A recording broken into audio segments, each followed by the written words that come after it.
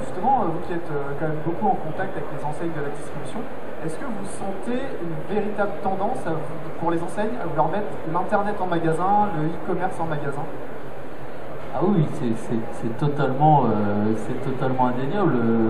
Et là encore, c'est pas un scoop, mais évidemment, ce commerce connecté appelle à la fusion des canaux. Et cette fusion des canaux, eh bien, ce serait mentir que de dire qu'elle est simple à mettre en œuvre, puisque au-delà de l'enrichissement de l'expérience client, il y a beaucoup de considérations qui restent à prendre en compte. Alors, on peut effectivement prendre le point de vue du client, et c'est toujours un bon point de départ. Il est clair que là se pose la question, est-ce que la borne interactive peut être utilisée directement par le client? Est-ce qu'elle doit être utilisée en collaboration avec le vendeur? Je veux dire qu'il y a ici encore beaucoup plus de questions qu'il y a de réponses. Et quand on regarde la façon dont d'autres de nos clients utilisent les bornes aujourd'hui, eh bien on trouve un peu les deux écoles. En majorité quand même, les bornes sont utilisées en collaboration avec les vendeurs. Mais il faut que cette expérience client elle soit fluide, elle soit simple. D'ailleurs, si on devait dégager de cet engouement pour les tables multitouch une des grandes tendances du e-commerce, c'est bien celle de l'éloignement du mot pour aller vers l'intuitif. Et on se rend bien compte aujourd'hui que la recherche par mots-clés prend une place de moins en moins importante pour ceux et celles d'entre nous qui ont des enfants, qui connaissent des jeunes. Et bien on se rend bien compte que le mot est en train de disparaître. D'abord la notion d'orthographe, quelque chose qui est au mieux approximatif. Et ce mot disparaît au profit de moyens de navigation qui sont beaucoup plus intuitifs. Regardez ce qui se passe sur un iPhone, regardez ce qui se passe sur un iPad, regardez ce qui se passe sur une borne tactile. La reconnaissance par forme et par couleur est quelque chose qui est de plus en plus utilisé par nos clients. La reconnaissance vocale arrive à grands pas. Tout ce que nous faisons dans le domaine des agents conversationnels est encore une preuve de plus du déplacement des moyens de navigation et de recherche vers l'intuition à l'opposition du mot. Et donc, évidemment, la borne, elle doit refléter cela et elle doit offrir une expérience fluide, agréable et efficace. Mais il y a évidemment la considération du marketeur. Le marketeur, il a en face de lui, malgré tout, un certain nombre de canaux. La plupart des expériences de bornes que nous avons vues dans les derniers mois sur le marché sont des expériences qui sont isolées.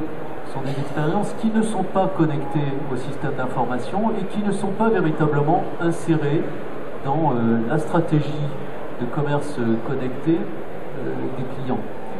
Or, c'est une erreur évidemment, mais pour faire cela, pour que le canal Internet, le canal magasin, le canal call center, ces canaux, pour qu'ils soient tous connectés et que le mode de vente soit adapté à tous les devices, tous les types d'équipements qui sont disponibles et qui sont plus ou moins adaptés selon les canaux, eh bien il y a des outils à mettre en œuvre et c'est là où ça devient un tout petit peu plus compliqué. Notamment l'outil qui est entre les mains du merchandiser, celui dont la responsabilité est de mettre en avant les produits, chacun pour sa ligne de produits, de telle sorte qu'il suscite l'acte d'achat. Eh bien celui-là, il faut qu'il ait entre les mains un outil qui doit lui permettre de pousser les informations de façon différenciée selon les canaux, mais à partir d'une même console de gestion. Et c'est là un petit peu toute la difficulté. Je vais prendre quelques exemples. La borne qui se trouve par exemple dans le rayon bricolage d'un hypermarché, eh bien cette borne, il ne sera pas utile de pousser dessus les tops du net. Les tops du net, c'est très important sur le web, sur le site. En revanche, sur la borne qui est dans ce rayon, il sera beaucoup plus judicieux de pousser les meilleures ventes du rayon bricolage du magasin dans lequel on se trouve. Pour faire cela, il est nécessaire donc de pousser, de mettre à disposition les informations de façon différenciée selon le canal et selon le device.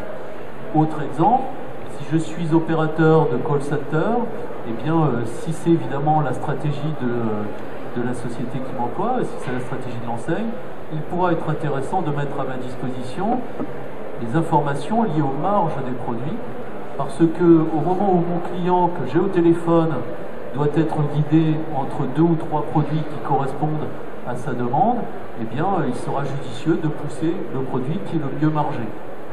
Il est clair que ces informations sur les marges, on ne les mettra pas en avant sur le web. Donc, à partir d'une même console de gestion, pouvoir mettre à disposition les informations de façon différenciée selon les canaux et selon les devices, eh bien, c'est quelque chose qu'il est important d'être en œuvre. Alors, il y a beaucoup d'autres considérations à prendre en compte.